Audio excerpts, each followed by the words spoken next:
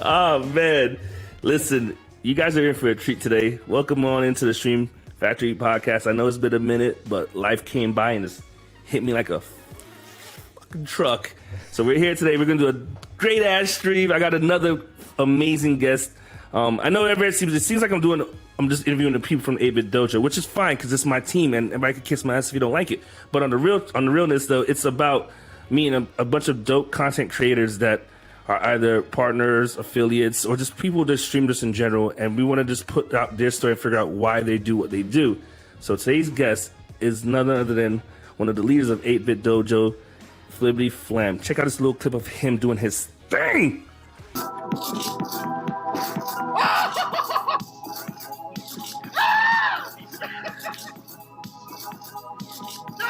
There was a fairy right there!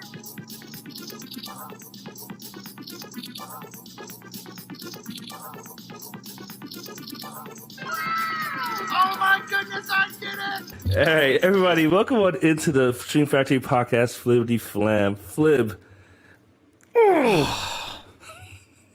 Now we get to have a little more of an intimate conversation because we just kind of played games together before. Dude, you know what? And it's awesome because I thought I muted that. Look at this. Look how he started out. I thought I muted everything, and this is. It just went from intimate to like, here, let me interrupt this conversation. I mean, if you got emails I mean, to do, you know like, what, Flip? I know you're a very important guy. No, I'm not. It's just annoying. Yeah, you know what? You're right. Like, we get to have an intimate conversation now because we've gamed a few times, and I've watched your streams, you watch my streams, and I just love your energy. I love your personality, and when I game with you, it's so much fun. And I think sometimes I lose grasp of what streaming is. When I'm like trying to focus on trying to make it too much of a business and having fun and enjoying the moments. And when I come on with you, like it goes out the window, like we're having fun, and I love that. So with that said, who is FlibbityFlam? Like, why did you come into the streaming world? I came into the streaming world about 6 years ago now, and 6 years, it's been a long time. I had lost my job at the time. Now, I had nothing to do, right? I had nothing else to do. And getting another job, I was like tired of working for other people. So I'm like, why don't we try this streaming thing? I really like video games, so why not do the streaming thing? And I did 12 hours a day, 6 days a week. I don't recommend anybody ever doing that. It did work out because I got partnered in about 2 years, but damn, that is a lot of time. Like I only had time for stream. That was it. Yeah. Because I wanted to expedite my own community. And man, that seems so far away now because everything has changed so much. Like my stream changed, like, man, it's been good though. Like the experience from it is such a different experience than anything else out there. And a lot of people, and it goes back to the whole part of like losing the fun part of streaming, because I know you, like you said, you got there, you took 2 years, and that's all you did 6 days a week. But I guarantee you were having a lot more fun in a sense. Now that you look back, you're probably saying to yourself, man, what the hell was I doing? But back then, were you thinking about it as a business that hard, or were you thinking about, I'm having fun, I'm just going to go with the moment? And in the beginning, it was all business. It was all business. Really? It was like, what games can I play to get more viewers? What can I do for content that gets my name out there more? Like, it is a grind, right? Like 12 hours of streaming and then another 4, like 16 hours of my day was on Twitch and nowhere else, because it was networking after that. It was working on new layouts because I used to do all my own layouts and everything like that. Oh my, you know what?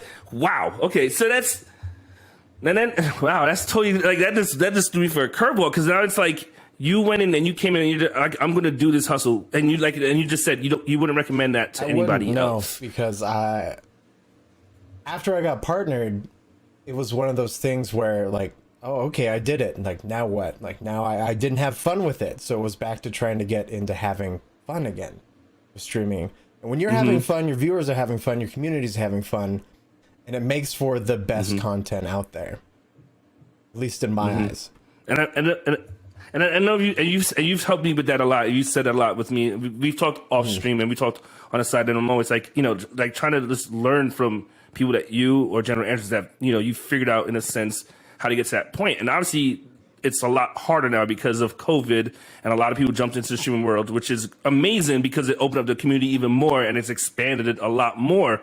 But there is a grind to it. And, talking to you on the side, it's like, what do you do to get better? Or how do you do this? How can you further your career? And you constantly say, have fun with your community, enjoy the time, because you can get lost in a sense, like you said, but you're doing 16-hour days on Twitch. That's a lot. I mean, if you were to sit back and break down the numbers of hours put in compared to payout, like, is the grind worth it? You're laughing. It's not. At least fiscally, right? Because holy crap, do streamers not make enough money? Like, period. They had the wages that was thrown out there, right? Somebody got everybody's wages, what they were paid out, and they threw it out there. And 99% of streamers, only the top 1% actually made more than minimum wage. Holy cow. Yeah. So, and that's gonna be like easy. That's gonna be. I mean that. Like, I didn't want to get to that fast, but that transition is so much easier to now. Like what you're doing. Like you're like. And that's a lot. I think a lot of people, especially with 8-Bit Dojo, we're trying to figure out, like, how can you grow your brand outside of just streaming? Like, people have to realize that you can't put all your eggs in one basket. I mean, that's just in life in general. Like, you can't just say, I'm going to be a full-time streamer. That's it. I'm going to make so much money. I'm going to be rich. That's not obviously that's not going to happen because you're making less than minimum wage. So how do you expand? Like, you're a partner. How do you expand that brand now to say, how do I make more money and be successful? And what is success in a sense in your eyes? Man, that's a good question. So for me, it was like I already had the skill of streaming, right? The skill of talking to people, the skill of having fun, playing video games while managing and talking with a chat at the same time. And I felt it was time to expand my skill set, to give myself some more marketable skills for people. Which is why I looked at editing. And that is one thing that I think is totally underutilized on Twitch and very underappreciated. Because a lot of people just expect you to do it for free. And I'm like, no, I'm not looking through a 4-hour VOD for free. I'm sorry. Go kick rocks. Because that's a lot. Like man, I love the transition into editing because it's more consistent pay. Which is really, really nice. Like, I don't have to worry about my month to month, right? Like, I don't have to worry, oh man, I didn't get, my 80 subs for the month. I'm screwed. Like, I can't pay my bills. I can't go out. I can't get anything that I would like to do. And that adds such another level of stress onto it. And just making that transition from streaming to editing, like, all that stress is gone. And I can just focus on the task at hand, which is making the edits, making something funny, cutting things down into giving some comprehension to like a playthrough or a highlight. It's a whole different monster, but I love it so much more. And like you said, that's the thing that a lot of people don't pay attention to. Like, people just think, hey, I need an editor because I don't have time to do my own stuff. So I'm gonna give somebody else to edit my stuff. But then when you come down to it, like, editing, it's a career. Obviously, I do it for a career. You're doing it now for a career. You need to get paid for that. So how does somebody that's a small streamer, in a sense, how are they gonna, like, it's hard for them to juggle or hard for them to understand that, hey, I'm not making money from Twitch, but I want to get bigger, but I also have to invest in myself and pay somebody to do a job for me. And obviously you can go on Fiverr and you can find not throwing shade on Fiverr, because there are some people that are real great editors on there, but you can find editors very cheap on there and you're not getting paid. And at the end of the day, it goes back to the same thing. Like, you're going to be wasting your time putting all this effort into something where you're not, we live in a country where capitalism rules and you need money to do things. And with inflation, and that's another subject. We're not gonna go there, but we're gonna keep this happy. But you need to get paid. So how do you explain to somebody that wants to be better or to grow their pay and say, hey, you need this to be better. You need to pay me. Like, I need money, even though you're not making money yet. Like, there's gonna be a bigger picture at the end of the road for you. See, in that sense, that is the hard part, right? Like, how do you get paid for doing something that other people don't really look at as a job? because editing is definitely a job, but like being a Twitch streamer, a lot of people just look at that as, I can play video games too. Go look at me. Like, yeah. how, at least that's how a lot of people have explained it to me. Like, oh, look at me, Flib. I'm playing a game for people. You're going to pay me now? I'm like, asshole. Like,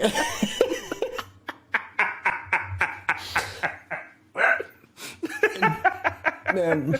That's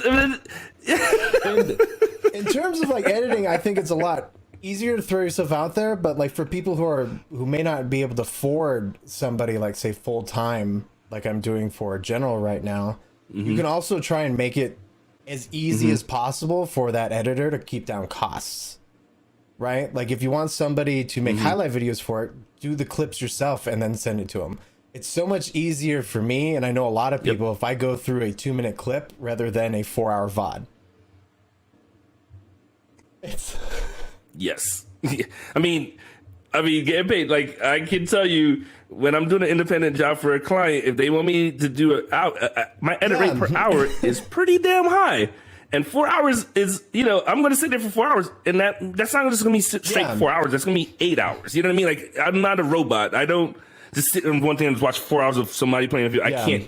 I can't imagine that. You know what I mean? And people don't realize that there's a cost behind that. Like it's not just, oh, this edit's only going to take you 2 hours. This is only 2 hours of footage. Like that's not how life works. It seems to be like, sorry, the amount of footage you have, it's triple the amount of time to get something out.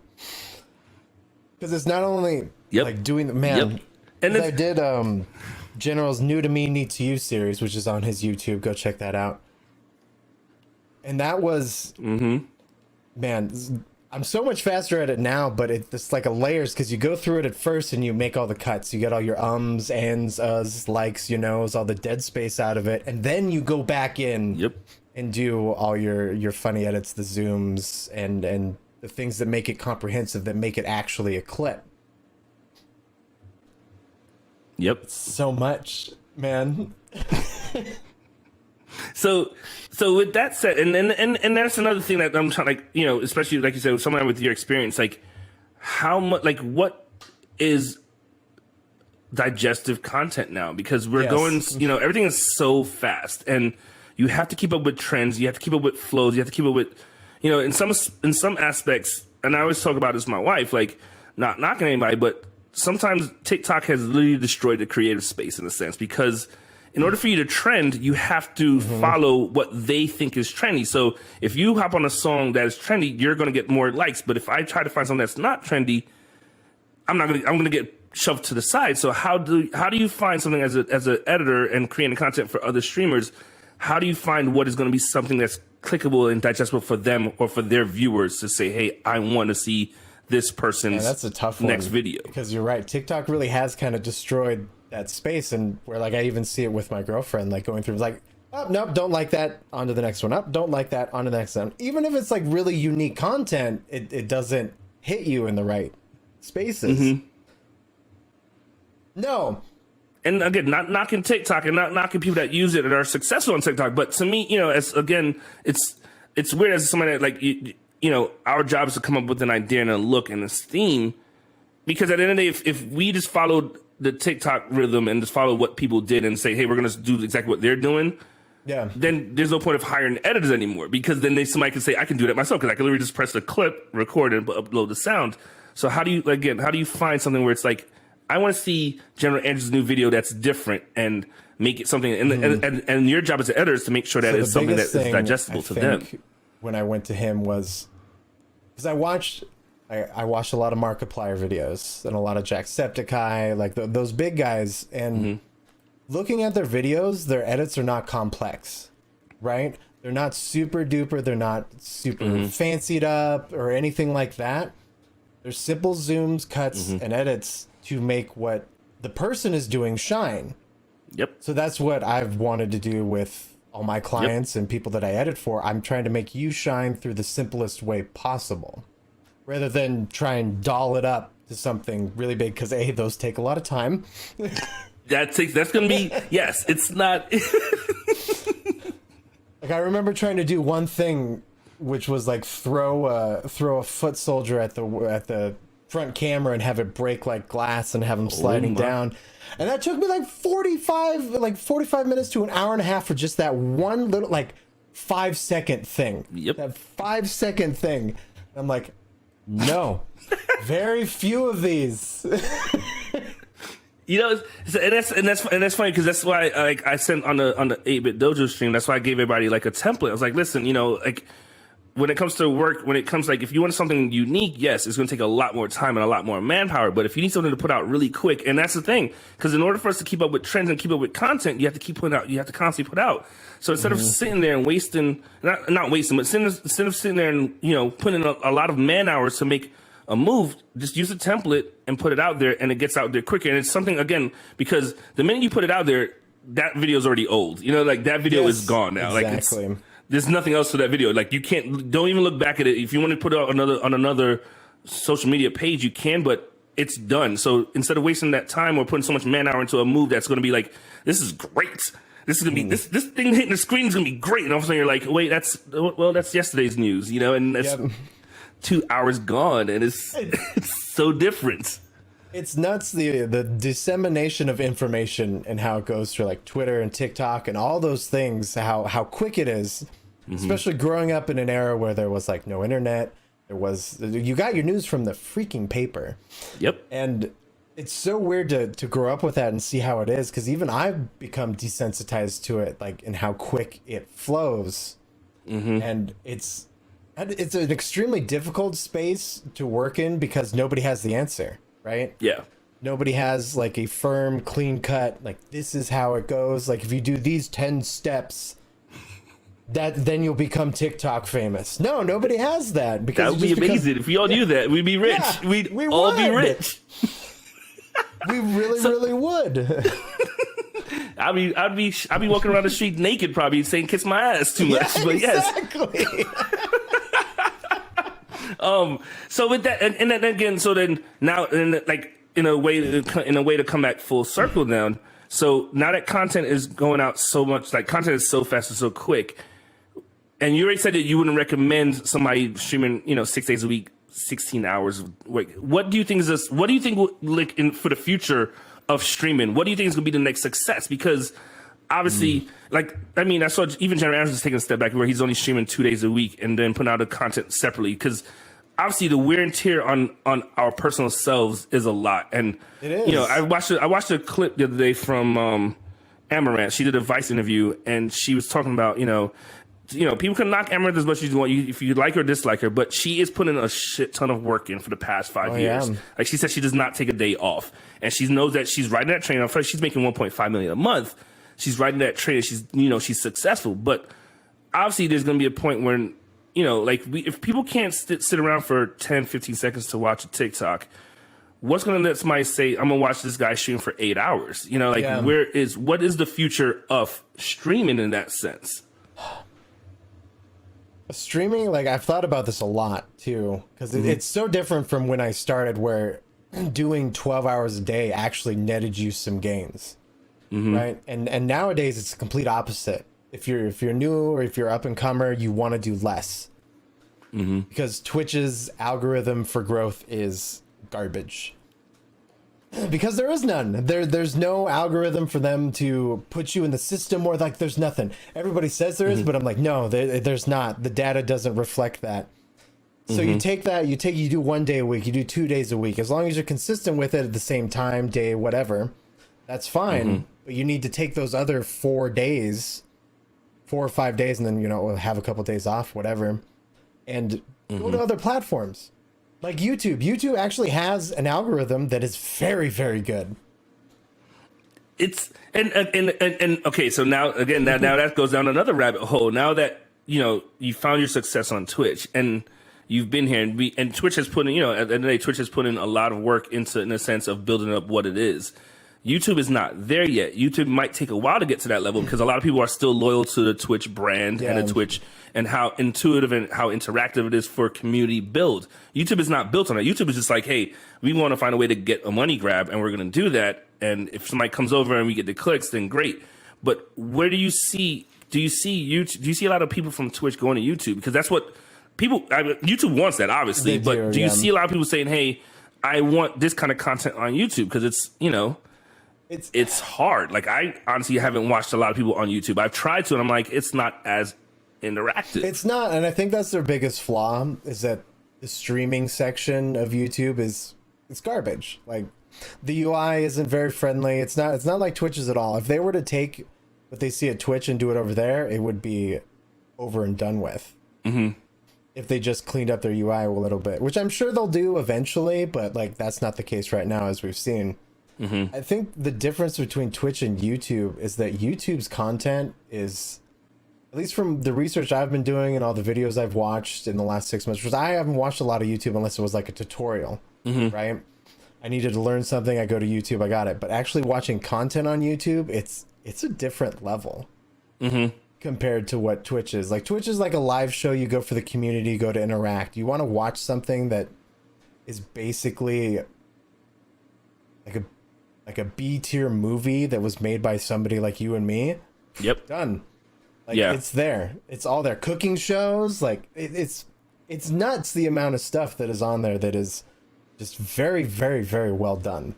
YouTube is not also easy to grow on because obviously it's, you know, it's, but the like you said, there is a bigger, and that's one thing that's one thing I was like you said, the same thing, just doing research and just trying to understand. There is a big, like, YouTube has a bigger algorithm in that sense. Like, they give you a lot more, and YouTube is throwing everything at every kind of content. They want, if you want YouTube TV, you have it. If you want YouTube videos, you have it. Now they have streaming, you have it. You know what I mean? Like game streaming. Like, so they're trying everything, and so they do it really well. But it's not, again, it's not community based, and that's not. So there's a lot more, from what I've seen and what I've felt too. There's a lot more disconnect between the audience and the YouTuber, which is not a bad thing, I don't think. Because when you get too close to your community at times, like, people can burn you. Like, there's a lot of infighting when it comes to Twitch. Which I know the partner affiliate thing has come back and people are knocking heads again. I'm like, guys, we're all here on the bottom together. Like, let's. We're and that's the funny thing too. Like, you would think that with, you know, a platform that is based on community, and obviously we're all human, we're all gonna make mistakes, but a platform that's based on community, you think there would be not a lot of fighting because people are all trying to grow, but there is, and there is that dark sea side to it where people are gonna, you know, throw shade at somebody and attack somebody and, you know, do whatever they can to take somebody else out. And you're like, but wait, aren't we all making the same? Like, are we all doing content? Are we all making money somehow? Yeah. Like, it's evil. It is. It's like a bunch of people who peaked in high school coming back to relive their glory days at times.